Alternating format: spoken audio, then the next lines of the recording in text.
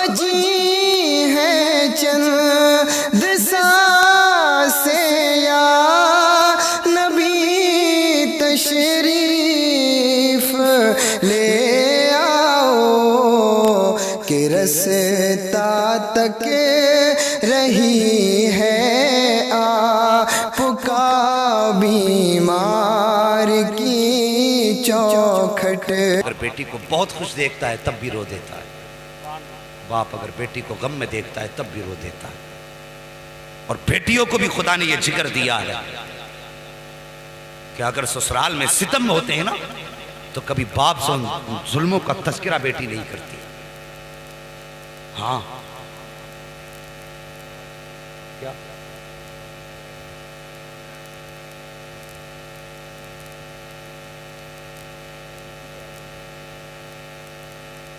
दुरूद पाक पढ़ लीजिए सल्लल्लाहु अलैहि सल्लल्लाहु तआला अलैहि वसल्लम सलातुम व सलाम अलैका या रसूल अल्लाह सल्लल्लाहु तआला अलैहि वसल्लम।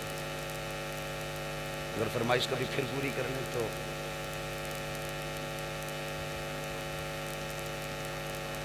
अल्लाह सलामत रखे।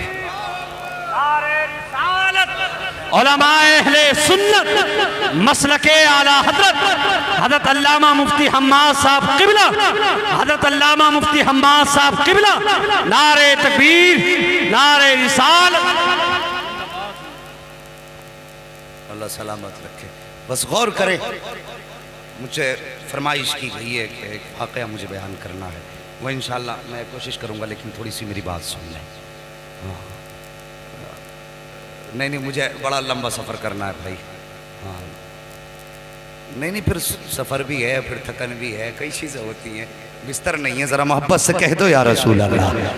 इंशाअल्लाह कभी फरमाइश बाकी की बाद में पूरी होंगी, लेकिन अब ज़रा थोड़ी सी बात सुन ले कि बाप अगर बेटी बहुत खुश होती है तब भी बाप रो देता है। बेटी तकलीफ़ में होती है तब भी बाप रो देता है। बाप रो दिया करता है। जानते हो अल्लाह अकबर, अजीब रिश्ता होता है बाप से बेटी का। मैं कह रहा था अगर बेटी पे जुल्म भी होते हैं ना ससुराल में, शराब पी के अगर दमाद मारता है और बेटियां मैं के आती हैं ना और बाप पूछे बेटी क्या हाल है, मुस्कुरा के कहती हैं अब्बा बहुत अच्छा फैसला आपने किया था, बड़े सुकून की रोटी मिल रही है। अल्लाह बड़े बाबा जी मुझे बड़े इज्जत से घर में रोटियां दी जाती है। वो जानती है अगर मेरे बाप को मेरे दुखों का पता चल गया तो कब्र तक मेरा बाप चैन से सो नहीं पाएगा।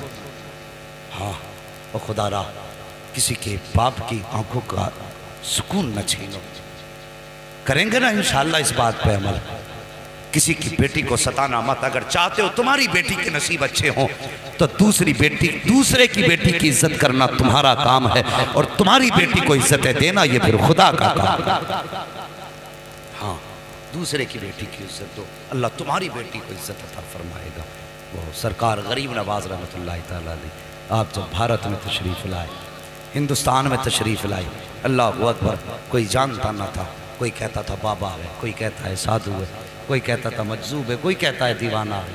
लेकिन खुदा की कसम ये अताए रसूल थे, ये अपनी मर्जी से नहीं आए थे, मदीने वाले मुस्तफ़ा ने भेजे थे। मदीने वाले मुस्तफ़ा ने भेजे थे और दीन की तबलीग की। आज अजीब हाल है दुनिया का, तबलीग के नाम पे खूब गुंडागर्दियाँ हो रही हैं। अल्लाह बचाए हमारी कौम को ऐसे पीरों से। हाँ पैर दबवाने आते हैं, औरतों से पैर दबवा रहे हैं, सर पे हाथ रखने के नाम पे खूब इज्जतों के सौदे कर रहे हैं। और महफूज रखे अल्लाह हमारी कौम को ऐसे लुटेरों से। और भाई हाथ भी दो ना किसी के हाथ में, सोच समझ के दिया करो। आज का दौर ऐसा है अगर आंखें बंद करके हाथ दोगे तो सिर्फ हाथ नहीं चला जाएगा बल्कि घर की इज्जत भी चली जाती है। बातें कड़वी होती हैं मेरी, लेकिन सच्ची होती हैं। हाँ मेहरबानी करो, अच्छे पीर तलाश करो। खुदा की कसम अगर अच्छाई देखिए ना, मैंने पूरी जिंदगी गौर कर लिया, मेरी 31 साल 32 साल उम्र आ गई, यही देखते देखते घूमते घूमते मैंने सदाकत में बरेली से ज्यादा सच्चाई किसी खानवादे में नहीं देखी। उनसे ज्यादा पारसा मैंने देखे ही नहीं, और उनसे ज्यादा शरीफुल नस्ब नहीं देखे, शरीफुल नफस नहीं देखे। ऐसे पारसा मैंने कभी उनको किसी औरत के सर पे यूं हाथ रखते नहीं देखा। पहली बात तो इजाजत ही नहीं, अगर कोई ना माने तो रुमाल पकड़ के कपड़ा सर पे रखते। ये बरेली की पारसाई है, और हम फख्र करते हैं कि अल्लाह ने हमें शहर बरेली से जोड़ा। मुकद्दर पे नाज करो। कुछ कुत्ते भौंकते हैं आला हजरत पे। हाँ, आज के दौर में तो बागियान आला हजरत मुकम्मल एक फिरका खड़ा होता जा रहा है, लेकिन इन्हें पता नहीं है आज तक की तारीख रही है जो भी आला हजरत को भौंका गए, 2 लोगों के दुश्मन हमेशा रुसवा होके मरे। आप भी जरा तवज्जो करें, मिंबर शरीफ पे बैठे हुए उलमा, 2 लोगों के रुसवा, 2 लोगों के हासिद और मुखालिफ रुसवा हुए हैं दुनिया में भी आखिरत में। उनमें पहला नाम मेरे बड़े पीर गौसे पाक का था और दूसरा नाम मेरे इश्क के इमाम अहमद रजा का था। ये 2 ऐसी शख्सियतें हैं जो भी इनके खिलाफ भौंका है, अल्लाह ने उसे दुनिया में भी रुसवा किया है, आखिरत में भी रुसवा किया। अल्लाह अगर तौफीक दे तो कभी बरेली का दामन मत छोड़ना। और इस पुरफितन दौर में मैं कहता हूँ जो बरेली से अलग है ना, वो जहन्नम में जाएगा, जितना पुरफितन दौर है। हाँ, आला हजरत ने आखिरी वक्त में फरमाया था, लोगों जितना समझाना था मैंने समझा दिया, जितना लिखना था मैंने लिख दिया, मेरी तालीमात को सीने से लगा के रखना। अब दोबारा बताने के लिए अहमद रजा कब्र से उठ के नहीं आए, इसलिए मेरी इमाम की आंखें देख रही थी मेरे ताज शरिया के विसाल के बाद कितने फितने उठे हैं। अल्लाह अकबर। वो देखो अताए रसूल भारत की ज़मीन पे आए और खुदा की कसम फिर उन्होंने दीन कैसे फैलाया। एक रस्म होती है गैर मुस्लिमों में, दूध चढ़ाने की मंदिरों में होती है कि नहीं, वो बात अलग है कि नालियों में दूध बहे तो कोई बात नहीं, लेकिन गरीब के बच्चे के पेट में घूंट दूध नहीं जाना चाहिए। ये कैसा धर्म है साहिब तुम्हारा कि बच्चे दूध के लिए भूखे तड़पते रहे और तुम्हारा दूध नालियों में बहता रहे। अल्लाह अकबर। ये इनकी रस्म है, लेकिन ये जानेंगे इनका मजहब है, लेकिन हमारा मजहब इतना सच्चा मजहब है, लोग इसे आतंकवाद से जोड़ते हैं। जरा बताइए, जो मजहब रास्ते की पड़ी हुई ईंट को हटाने पे जन्नत की बशारत दे, उससे सीधा सच्चा मजहब कौन सा मजहब हो सकता है? सोचो तो सही। तो उनका उसूल था दूध पिलाने का, और उसी दौर में एक पंडित जी थे, रोज दूध की लुटिया भरी मंदिर चल देते थे, दूध की लुटिया भरी मंदिर चल देते थे, मंदिर जाया करते। एक दिन बेटी कहने लगी, अब्बा जी आज मैं जाऊंगी दूध लेकर। जब इतनी बात कही ना, आज मैं जाऊंगी दूध लेकर, बाप कहने लगा, नहीं बेटी हम खुद जाएंगे। कहा नहीं बाबा मैं जाऊंगी, चूंकि बेटियां बाप की लाडली हुआ करती हैं, कभी कभी बाप बेटी की ख्वाहिश के आगे मजबूर होता है। बाप ने इजाज़त दे दी, बच्ची ने दूध लिया, लुटिया लेकर के मंदिर की तरफ आई। मंदिर में आई, उसे पता नहीं था कि दूध पिलाया जाता है कि दूध बहाया जाता है। आई, आने के बाद मूर्ति के आगे बैठ गई, कहने लगी लो बाबा दूध पी लो। उसने पहले शराफत से कहा दूध पी लो, लेकिन कोई जवाब नहीं आया। फिर कहने लगी दूध क्यों नहीं पीते हो, दूध पी लीजिए, फिर कोई जवाब नहीं आया। बच्ची समझने लगी मेरे बाप तो रोज़ दूध लाया करते हैं और कहते हैं बेटी मैं भगवान को दूध पिला के आया हूँ, शायद मुझसे नाराज हो गए हैं इसलिए दूध नहीं पी रहे हैं। ये बात बच्ची के दिल में आई, कहने लगी बाबा भगवान मुझसे कौन सा पाप हो गया है जिसकी वजह से आप दूध नहीं पी रहे हो। पत्थर था, पत्थर भी कभी बोला करते हैं। बच्ची ने सोचा शायद ये मुझसे नाराज हैं। फिर बच्ची ने बहुत बड़ा अहद कर लिया। बच्ची ने कहा अगर तुम दूध नहीं पियोगे तो तुम्हारे चरणों में अपनी जान दे दूंगी। ये कह के बच्ची ने लुटिया तो इधर रखी है और अपना सर उसके कदमों में मारना शुरू कर दिया है।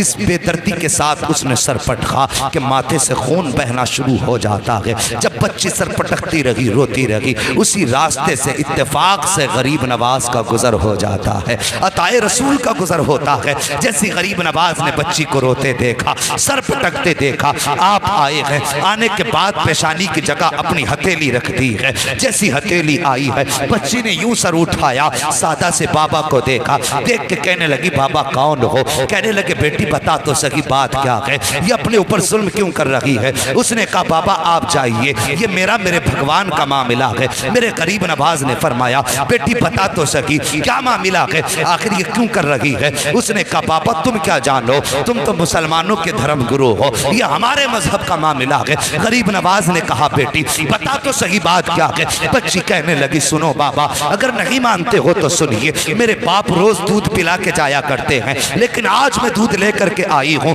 तो ये दूध नहीं पी रहे हैं, शायद ये मुझसे नाराज हैं, तो मैंने ये कसम खाई है या तो ये दूध पिएंगे या मैं अपनी जान दे दूंगी। जैसे इतना सुना है, गरीब नवाज कहते हैं बेटी बस इतनी सी बात है। कहा हाँ बस इतनी सी बात है। आपने फरमाया कि दूध क्यों नहीं पीते हो, जब बच्ची कह रही है तो दूध पी लीजिए। जैसे इतना कहा है वो पत्थर टस से मस नहीं हुआ। आपने फरमाया सुनता नहीं कौन कह रहा है, मोइनुद्दीन कहता है दूध पी ले, उसने फिर भी दूध ना पिया है। उसके बाद गरीब नवाज ने उसके कान पकड़े और घुमा के कहा पीता क्यों नहीं है। जैसे इतना कहा है पत्थर के हाथ हिलना शुरू हो जाते हैं। उसने प्याला पकड़ा है, होठों से लगाया है, दूध पीना शुरू कर देता है। वो पीता क्यों नहीं, कहने वाला कोई आम न जाना था, जबान गरीब नवाज की थी, फैजान मदीने वाले मुस्तफा का हो रहा। नारे तकबीर, या रसूल अल्लाह, या रसूल अल्लाह, नारे जिंदाबाद, जिंदाबाद, अल्लाह अकबर, सुभान अल्लाह, सुभान अल्लाह अकबर। बच्ची ने दूध पिलाया और जैसी चली घर की तरफ उसके बदन पे खून, कपड़ों पे खून, चेहरों पे खून, उसका पूरा बदन खून से लथपथ था। और मुझे बताइए अगर कोई बेटी अकेली जंगल से आ रही हो और बदन खून में लथपथ हो, सर से खून बह रहा हो, तो कोई ये नहीं सोचेगा कि इसने चोट खाई है। तरह तरह के गुमान लोगों के दिल में आते हैं, तरह तरह के ख्यालात लोगों के दिल में आते हैं। बेटी पंडित की थी, जब घर की तरफ चली है, बस्ती में कदम रखा, बस्ती वालों में शोर हो गया कि पंडित जी की बेटी देखो खून में नहा के आई है। अल्लाह अकबर, गांव वाले लोग पीछे पीछे हो गए। बच्ची घर आई है, अल्लाह अकबर। बाप ने बेटी के माथे पे खून देखा। बाप तो बाप होता है, चाहे वो किसी भी धर्म का हो। तड़प गया, कहने लगा बेटी बात क्या है। उसने कहा पापा मैं दूध लेकर के गई थी और मेरे भगवान ने दूध पीने से इनकार किया। उन्होंने दूध ना पिया तो मैंने कसम खाई थी कि अगर दूध नहीं पियोगे तो मैं तुम्हारे चरणों में अपनी जान दे दूंगी। ये कह के मैंने जब सर उनके कदमों पे मारा है, अल्लाह अकबर, सर कदमों पे मारा है। वो कहती है तब मेरे जिस्म में खून बहा है, तब सर फटा खून बहने लगा, लेकिन बाबा मैं दूध पिला के आई हूँ। बच्ची ने जैसी इतनी बात कही, बाप कहने लगा क्या कह रही हो। हाँ बाबा मैंने दूध पिलाया है। बाप कहने लगा बेटे पूरी जिंदगी गुजर गई इसी पत्थर की इबादत करते करते, आज तक हम दूध ना पिला सके, तू एक दिन में कैसे दूध पिला सकती है। गांव वालों ने इतना सुना, कहने लगे पंडित तेरी बेटी झूठ बोल रही है, दूध नहीं पिलाया है, पत्थर तो दूध पी ही नहीं सकते। बच्ची तेरी इज्जत लुटा के आई है, किसी ने इसकी आबरू लूटी है, इसलिए ये आके बातें बना रही है, ये झूठ बोल रही है। और यार जब किसी को भी इज्जत का ताना दिया जाता है तो वो किसी भी धर्म की बेटी हो, इज्जत सबको प्यारी होती है। जब गांव वालों ने कहा था कि तेरी बेटी झूठ बोल रही है, ये कहीं मुंह काला करके आई है, इज्जत लुटा के आई है, ये बहाना बना रही है, बाप ने बेटी के कदमों पे अपना सर का जो टोपी थी वो रखी और रख के कहने लगा बेटी ये मेरी बेटी मेरी इज्जत बचा ले, सच बता बात क्या है। बच्ची कहने लगी बाबा मैं दूध पिला के आई हूँ। बाप ने कहा झूठ ना बोल। बच्ची ने कहा बाबा किसकी कसम खिलाते हो,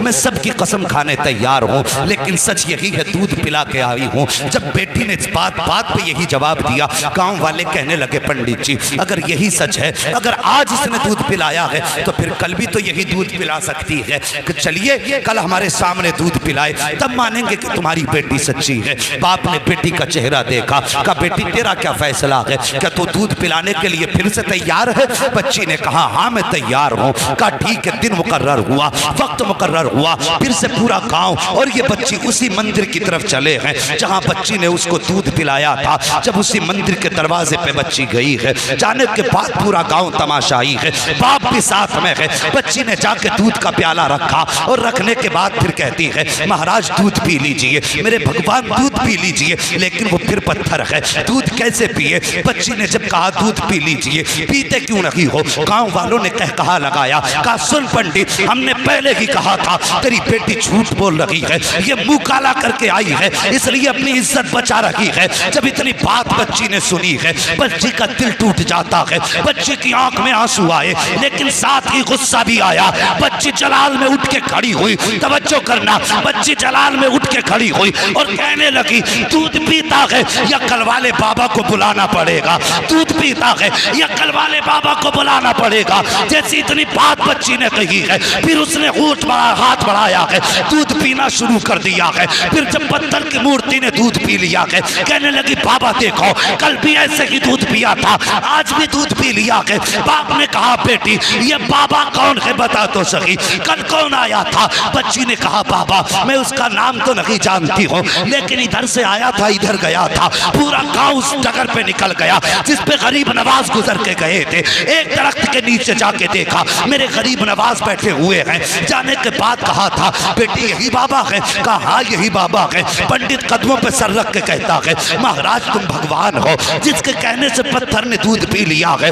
इतना कहा है, गरीब नवाज ने निकाह के करम उठाई है, फरमाते मैं कोई खुदा नहीं हूँ, मैं कोई भगवान नहीं हूँ। कहा बताओ तो सही फिर किसकी पावर है जो पत्थर दूध पी ले? गरीब नवाज ने कहा था वो मेरी पावर नहीं बल्कि वो उसकी पावर है जिसको गरीब नवाज पूजा करता है। कहा कौन है वो? गरीब नवाज ने कहा था वो है जिसने तुमको भी पैदा किया है, गरीब नवाज को भी पैदा किया है। अगर पूछना है तो खुदा का पूछो। सबने कहा था ये कह के गरीब नवाज चले, तोड़े कदम पकड़े लोगों ने। कहा गरीब नवाज आगे ना जाइए, पहले हाथ बढ़ाइए, कलमा पढ़ा के हमें मुसलमान बना जाए। नारे तकबीर, नारे रिसालत, उलमाए अहले सुन्नत, अज़मते इस्लाम, अज़मते इस्लाम, अज़मते इस्लाम। अल्लामा मुफ्ती हम्माद साहब क़िबला, अल्लामा मुफ्ती हम्माद साहब क़िबला, सरज़मीने अदलपुर, सरज़मीने अदलपुर। नारे तकबीर, नारे रिसालत। लक़द कान लकुम फ़ी रसूलिल्लाहि उस्वतुन हसना, और मेरे महबूब की ज़िंदगी तुम्हारे लिए बेहतरीन नमूना है। हुजूर के किरदार को अपनाइए, बेटियों से प्यार करो। बेटी बेटी है, चाहे वो दोस्त की बेटी हो या दुश्मन की बेटी हो। मेरे हुजूर के दरबार में हातिम ताई की बेटी आई थी, नंगे सर आई। मेरे हुजूर ने अपनी मुजम्मिल वाली चादर सर पे डाल दी, मुजम्मिल वाली चादर डाल दी। किसी सहाबी की जबान से निकल गया हुजूर ये बरकतों वाली चादर, और एक दुश्मन की और काफिर की बेटी। मेरे हुजूर ने फरमाया चुप हो जाओ, बेटी बेटी हुआ करती है, चाहे वो मोमिन की बेटी हो चाहे वो काफिर की बेटी। और जो काफिर की बेटी को इतनी इज्जत दे, अगर उसकी उम्मत की बेटी की आंख में कोई आंसू दे तो फिर वो सोच ले कब्र में मुस्तफ़ा का सामना कैसे करना है। मेरे हुजूर ने तो फरमाया था मेरी बेटी मेरे जिगर का टुकड़ा है। उस दौर में फरमाया था जब बेटियों को कत्ल करने पे लोग फख्र करते थे, फरमाया था मेरी बेटी मेरे जिगर का टुकड़ा है। खुदा की कसम हुजूर की ज़बान से इस जुमले का निकलना था, ये हुजूर ही के जुमले की बरकतें हैं। आज हर घर में बेटी को अल्लाह की रहमत समझ के रखा जाता है, ये उनकी ज़बान की बरकत है। वरना आज हम भी बेटियों को कत्ल कर रहे होते। उनके दामन से जुड़ना क्या था?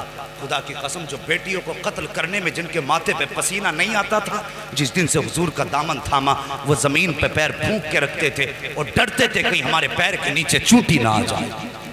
ये हुनर किसने सिखाए? मेरे हुजूर के दामन ने, हुजूर के प्यार ने। जब तक बिके न थे तो कोई पूछता न था, तुमने खरीद कर हमें अनमोल कर दिया। हमारी तो कोई इज्जत ही न थी। आज जो इज्जतों की महराज मिली है ना, खुदा की कसम ये मोहम्मद अरबी के ठोकरों के सदक़े में मिली। अगर फिर सदका उनकी ठोकरों का है तो जवान उनसे प्यार कर, उनसे वफा कर। तेरे घर में बेटी है, बेशक वो तेरे लिए बड़ी रहमत है अल्लाह की, लेकिन एक नज़र उसे ये भी सोच के डाल लिया कर कि मेरे हुजूर को बेटी बड़ी प्यारी थी। खुदा की कसम अल्लाह हर नज़र के सदक़े में तुझे मुस्तफ़ा के इश्क का सवाब अता फरमाए। करेंगे ना इंशाअल्लाह ऐसे ही। हाँ बेटे मांगो, तुम्हारी मर्जी है सजदों में गिर के, इसलिए कि उनसे तुम्हारा नाम चलेगा। लेकिन कभी रो के रब से बेटियां भी मांग लिया करो, इसलिए कि बेटे नसीब से पैदा होते हैं, बेटियां रब की रहमत बन के आया करती हैं। हाँ बेटी पैदा हो, चेहरा ना बिगाड़ना, मुकद्दर पे नाज करना। अल्लाह ने बेटी दी है, यकीनन कोई नेकी तूने की है जिसकी वजह से अल्लाह तुझसे इतना राजी हुआ है कि तेरे आंगन में बेटी उतार दी है। वो फरमाया गया बेटी क्या आ गया, बस आखिरी बात सुन लो और बात ख़त्म कर लो। मैं इंशाल्लाह कभी फिर भाई, नहीं कभी फिर मेरी बात समझिए। मैं ना इंशाल्लाह ये तो खुद नहीं पता है किसी को। उजाले अपनी यादों के हमारे साथ रहने दो, न जाने किस गली में जिंदगी की शाम हो जाए, ये तो किसी का कुछ नहीं पता है। नहीं भाई, अल्लाह अकबर। बात क्या है थोड़ी सी आला थोड़ी सी नहीं दे, मेहरबानी करें मुझे। नारे तकबीर, नारे रिसालत, उलमाए अहले सुन्नत, अल्लामा मुफ्ती हम्माद साहब किबला, अल्लामा मुफ्ती हम्माद साहब किबला, नारे तकबीर, नारे रिसालत, अल्लाहु अकबर। बेटियों को देख के मुस्कुरा लिया करो, इससे मुस्तफ़ा भी राजी होंगे, हमारा खुदा भी राजी होगा। और अगर कभी घर में बरकत ना हो ना, कभी घर में बरकत ना हो और तुम्हें लगता हो आफतें आ गई हैं, बिजनेस बंद है, काम ठप है, जो भी करते हैं कोई ना कोई मुसीबत लग जाती है, फरमाया फिर मुसल्ला बिछा, 2 रकात नमाज पढ़। तेरे घर के अंदर बेटी या बहन मौजूद है, उसे मुसल्ले के आगे बैठा और फिर रब के आगे हाथ फैला दे और बस इतना कह, या अल्लाह इस बेटी के सदक़े में मेरे घर में बरकत अता फरमा दे। फरमाया गया, बुजुर्गों ने फरमाया, हाथ नीचे बाद में आते हैं, खुदा की रहमतें घर में पहले उतार दी जाती हैं। अल्लाह अकबर। ओ यार, लोगों की दिलजोई करो, किसी का दिल ना दुखाओ। पूरी जिंदगी हो गई मसल के आला हज़रत का नारा लगाते हुए। आला हज़रत को समझो, कौन है आला हज़रत, ज़रा करीब से समझिए। मैं उनकी ज़िंदगी से एक बात उठा के पेश करने लगा हूँ। आज हमारे समाज में क्या होता है, अगर बहन भाई से उसके पूछे बगैर अपने बच्चों का रिश्ता कर देना तो सगा भाई जो है ना, भांजे के निकाह में जाने तैयार नहीं होता। वो कहता तूने मुझसे पूछ के रिश्ता किया था, क्यों तू बाप है उसका, रिश्ते में मामूई तो है। माँ बाप को हक है जहां चाहे बेटे को डालें। हाँ, अगर किसी बद मजहब के यहाँ बेटे को डाल रहे हैं या बेटी को डाल रहे हैं तो तेरा फर्ज है उनसे रिश्ता तोड़ दे। लेकिन अगर दोनों मुस्तफा के आशिक हैं तो तुझे हक नहीं तू उनका दिल तोड़े। यहां तक हमने देखा है, बहनें जब भाइयों को दावत देने आती है ना तो मुंह टेढ़ा करके, नहीं इससे कह तो वापस चली जाए, मुझे इसकी दावत मंजूर नहीं है। और यार बहनें तड़प जाया करती हैं, रो के कहती हैं, अगर तू ना आया तो दुनिया ताने देगी कि फलां का भाई इसके बेटे की शादी में नहीं आया था। और यार बहनों के दिल का ख्याल रखा करो। कितनी बहनें तो अपने दुपट्टे उतार के भाइयों के कदमों में रख के कहती हैं, ले मैंने अपनी इज्जत तेरे कदमों में रख दी है, कम से कम इसका तो ख्याल कर ले, मेरी इज्जत के वास्ते 2 मिनट के लिए मेरे घर आ जाना। कुछ ऐसे जालिम होते हैं जो बहने के दुपट्टों को भी ठुकरा दिया करते हैं। और तुझे खुदा का वास्ता कभी बहन की आबरू को ठोकर न मारना, बहन की इज्जत को कभी ठुकराने की कोशिश न करना। अगर बहन गरीब है, तुझे खुदा ने कितनी भी दौलत दी है, खुदा की कसम बहन से बड़ी दौलत तेरे आंगन में नहीं आ सकती है, बेटी से बड़ी दौलत तेरे आंगन में नहीं आ सकती है। और तुम तो अपनों की दावत ठुकरा दिया करते हो, अमीरी गरीबी का फर्क किया करते हैं। आओ बरेली के इमाम अहमद रजा को देखो,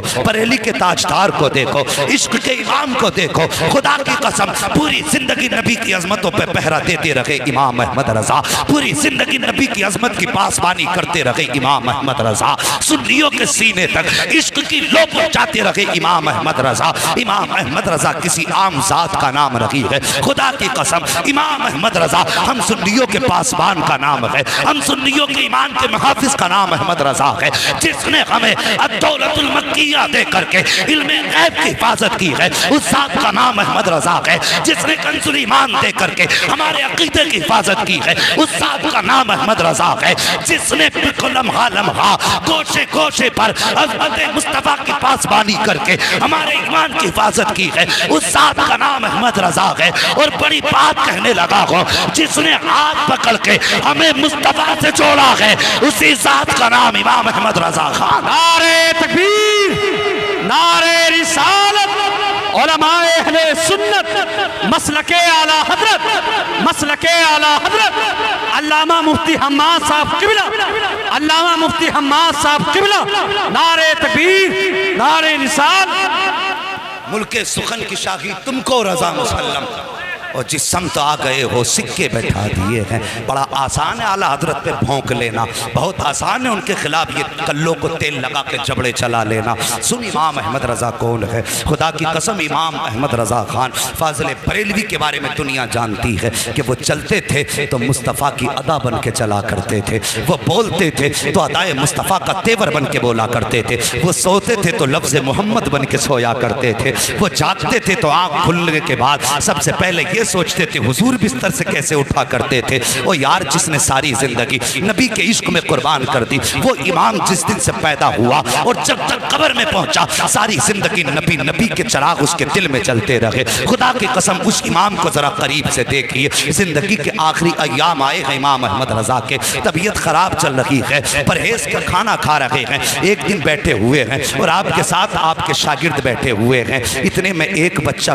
गुजर हुआ, कहने लगा मौलाना, कहा क्या बात, कहा हमारे घर दावत खा लेंगे। अल्लाह अकबर, इतना सुना मेरे इमाम ने बच्चे की तरफ देखा, कहा बेटे क्या खिलाओगे, उसके दामन में पाक साग था चने का, कहा यही बनवा के खिलवा देंगे। अल्लाह अकबर, बच्चे से आपने देखा, कहा अपनी मर्जी से आए हो या किसी ने भेजा है। बच्चा कहने लगा माँ ने दावत के लिए भेजा है। आपने फरमाया घर में कोई बड़ा नहीं था क्या, जैसे इतना कहा बच्चे की आंख में आंसू आ गए। बच्चा कहने लगा हजरत मैं यतीम हूँ, मेरे सर पे बाप का साया नहीं है, माँ मेरे सहारे घर में रह रही है और इस उम्मीद पे माँ जिंदगी गुजार रही है कल जब बेटा जवान होगा जिंदगी का सहारा बनेगा। कब मेरे बाप का साया सर पे नहीं है। मेरे इमाम ने इतना सुना, आपने बगैर सोचे समझे कह दिया बेटे हमें तेरी दावत मंजूर है, कब खिलाओगे। बच्चा कहने लगा माँ से पूछ के बताऊंगा। बच्चा फिर वापस आया, ये कोई दूर की बात नहीं है बल्कि बिहारीपुर पुलिस चौकी की बात है, उसी ढाल पे वो यतीम रहा करता था। बच्चा फिर सौदा गिरान आया, आके कहने लगा बड़े मौल साहब, कहा क्या, मेरी माँ ने कहा है कल दोपहर की आपकी दावत है, कल दोपहर आके हमारे घर पे खाना खा लेना। अब सुनो इमाम अहमद रजा कौन है। अल्लाह अकबर, जब अगले दिन आया है दोपहर का वक्त आया है, आपने अपने शागिर्द से कहा चलो कल जो बच्चा दावत करके गया था आज उसके यहाँ खाना खाने के लिए जाना है। जब पहुंचे हैं बिहारीपुर ढाल पे आला हजरत, वही उस बच्चे का मकान था। दरवाजे पे दस्तक दी, आवाज आई कौन, का बड़े मौल साहब आए हैं, कल दावत करके आए थे। इतना सुना बच्चा घर के अंदर से एक बोरिया लेकर के आया, टाट का टुकड़ा लाया, लाने के बाद कि आला हजरत की बारगाह में पेश किया। कहा लो मौलाना इसे बिछाओ और बैठ जाइए। घर के आके स्लिप की जगह पर आला हजरत ने वो बोरिये का टुकड़ा बिछाया है और बैठ जाते हैं। आज का पीर होता तो कहता पहले एयर कंडीशन कमरा चाहिए, एसी लगी होनी चाहिए, गद्दे ऐसे हो कि थकन उतर जाए, चार लोग पैर दबाने वाले हो, मगर सलाम मेरे इमाम तेरी मोहब्बतों के, सलाम मेरे इमाम तेरी अजमतों के। अल्लाह अकबर, बच्चे ने ला करके बोरिया बिछाया है, मेरे इमाम बैठ जाते हैं। अल्लाह अकबर, कौन बैठा है, वो बैठा है जिसके बारे में दुनिया कहा करती है डालती कल्ब में अजमत मुस्तफ़ा सैयदी आला हजरत पे लाखों सलाम, वो बैठा है उस बोरिए पर। अल्लाह अकबर, जब लोग गुजर रहे हैं आला हजरत को देख के कहते हजरत आप यहाँ, मुस्कुरा के कहते थे जाओ तुम्हारी दावत नहीं हमारी दावत की गई है, तुम्हारी दावत नहीं हमारी दावत की गई है। ये कह के आप वापस कर देते आने वालों को। जब वक्त आ गया खाने का, बच्चा अंदर से चने की रोटी लाया है और बेसन की रोटी चने का साग, और लाने के बाद रख दी है आगे। जैसी आगे आई है रोटी, आपके शागिर्द जो साथ थे कहने लगे हजरत जी आप देख रहे हैं ये बेसन की रोटी है, डॉक्टरों का हकीमों का कहना यह है अगर एक लुकमा भी आपने खाया तो ये आपके लिए जहर से ज्यादा खतरनाक साबित होगी। अब क्या करोगे। अल्लाह अकबर, मेरे इमाम बैठे हैं, बिस्मिल्लाह शरीफ पढ़ी है और उसके बाद आपने दुरूद पाक का विर्द किया है, और वो रोटी जो मेरे इमाम के लिए जहर थी आपने पहला लुकमा तोड़ा है और उसी रोटी को खाना शुरू किया है। तुम्हें क्या लगता है एक लुकमा खा के कहना पूरा कर दिया होगा? नहीं, आला हजरत ने खाना शुरू किया है। हर दिन आपकी रोटी, आपकी खुराक आधी रोटी हुआ करती थी, लेकिन आज आपने पूरी रोटी तनावुल फरमाई है, पूरी रोटी खाई है। आपके साथ जो शागिर्द थे कहने लगे मेरे इमाम तेरे राजों पे कुर्बान कुर्बान जाऊं, मगर बताइए तो सही, हकीमों ने सख्त परहेज बताया था। हजरत आपने पूरी रोटी क्यों खाई है? अगर एक लुकमा खा लेते तब भी दावत का हक अदा हो जाता, 2 लुकमे खा लेते तब भी दावत का हक अदा हो जाता। मेरे इमाम ने अपने शागिर्द का चेहरा देखा, आंख में आंसू भर लाए, फरमाते हैं ठीक कहा तुमने, अगर एक लुकमा खा लेता तब भी उसकी दावत का हक अदा हो जाता, लेकिन ये बच्चा यतीम है, सर पे बाप का साया नहीं है। अगर मैं एक लुकमा खाता शायद बच्चे के दिल में ख्याल आ जाता कि हम गरीब हैं, इसलिए मौलाना ने एक लुकमा खाया है, और अगर ये ख्याल आ जाता बच्चे का दिल टूट जाता। का मौलाना अहमद रजा मुस्तफा का आशिक है, और मेरे नबी ने फरमाया है जो गरीब का दिल तोड़ देगा वो मोहम्मद का दिल तोड़ देगा, जो गरीब की दिल जोई करेगा वो मोहम्मद की दिल जोई करेगा। आला हजरत फरमाते हैं मौल साहब तबीयत सही रहे या बिगड़ जाए कोई फर्क नहीं पड़ता, अहमद रजा ये चाहता है कोई रूठे क्या ना रूठे, लेकिन मदीने वाला मुस्तफा अहमद रजा से ना रूठे। नारे तकबीर, नारे रिसालत, उलमाए अहले सुन्नत, मसलके आला हजरत, मसलके आला हजरत, हजरत अल्लामा मुफ्ती हम्माद साहब किबला, हजरत अल्लामा मुफ्ती हम्माद साहब किबला, नारे तकबीर, नारे रिसालत। अल्लाह अकबर। जहाँ गुफ्तार में सुन्नत थी वहाँ किरदार में भी सुन्नत थी। उन्होंने तबीयत की परवाह न की, मुस्तफ़ा की शरीयत की परवाह की। दावत देने यतीम आया था, इसलिए मेरे रज़ा ने अपनी जो खाना खाया उसकी दिलजोई के लिए परहेज की फिक्र न की। और खुदा की कसम ऐसी कितने वाक़यात मेरे इमाम की ज़िंदगी से मुंसलिक हैं। और लोगों, मैं कहता हूँ हम नसीब वाले हैं जो खुदा ने हमारे मुक़द्दर में अहमद रज़ा रखे हैं। हाँ, नसीबों से मिला करते हैं। खुदा की कसम, हम जो इश्क है ना सीने में, आज जो सब शायर कहते हैं, हर मोमिन कहता है नात खानी मौत भी हमसे छुड़ा सकती नहीं, कब्र में भी मुस्तफ़ा के गीत गाते जाएंगे। अगर ये इश्क का चराग जला है ना सीनों में तो सिर्फ बरेली की वजह से जला है। हाँ, बरेली की वजह से जला। मैं ज़्यादा बड़ी बात नहीं करता, अरबाब मिंबर की तवज्जो चाहिए। बहुत बड़ा चैलेंज करने लगा हूँ उन लोगों के लिए जो आला हजरत को मानने से इनकार करते हैं, जो उनके खिलाफ भौंका करते हैं। मैं कहता हूँ एक छोटी सी बात, सिर्फ आला हजरत की तसनीफी कारनामे को हटा दो। जो आपने 1000 से ज्यादा किताबें लिखी हैं उन्हें हटा दो, और हटाने के बाद मुझे बताओ अहले सुन्नत के पास बचता क्या है। बस आला हजरत की तसनीफात हटा दो और फिर मुझे बताओ आला हजरत के बाद हमारे पास है क्या। अगर कोई कहे ना बहार शरीयत है तो वो भी आला हजरत ही की है। हाँ, वो भी आला हजरत ही की है। अगर कानून शरीयत भी उठाओगे तो आला हजरत की है। बहुत बड़ी बात नहीं करता। अगर आला हजरत की किताबें और उनकी तसनीफात हटा दो तो एक माई का लाल ऐसा नहीं जो उनकी तहरीर छोड़ के वहाबियों से मुनाजरा कर सके। ये जो बकबक करते हैं ना आला हजरत के खिलाफ, वहाबी भी जब फतवा देते हैं ना तो फतावे रज़विया पढ़ के फतवा दिया करते हैं। इनके बापों ने ऐसी किताब ना लिखी जो दुनिया की ज़रूरतें पूरी हो जाती। अगर दुनिया की ज़रूरतें पूरी होती है ना तो आज भी खुदा का शुक्र है इमाम अहमद रज़ा की चौखट से पूरी हुआ करती है।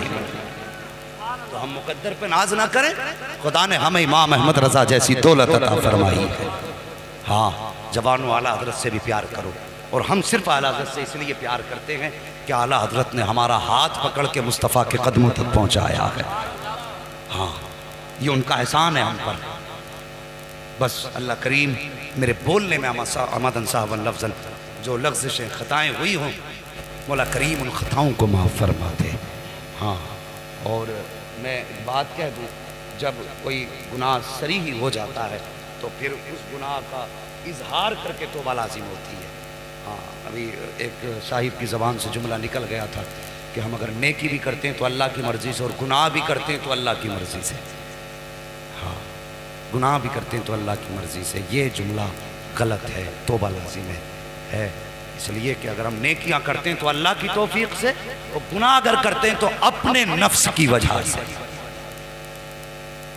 हाँ, ये हमारे शामत नफ्स होती है, ये हमें उभारता है। सिर्फ नेकियों की तौफीक अल्लाह देता है और गुनाह अपने नफ्स की वजह से करते हैं, इसलिए तौबा लाजिम थी। बस सारे लोग इस गुनाह से भी तौबा कर लें, कलमा शरीफ भी पढ़ लें, सारे लोग पढ़ें ला इलाहा इल्लल्लाह मुहम्मद रसूल।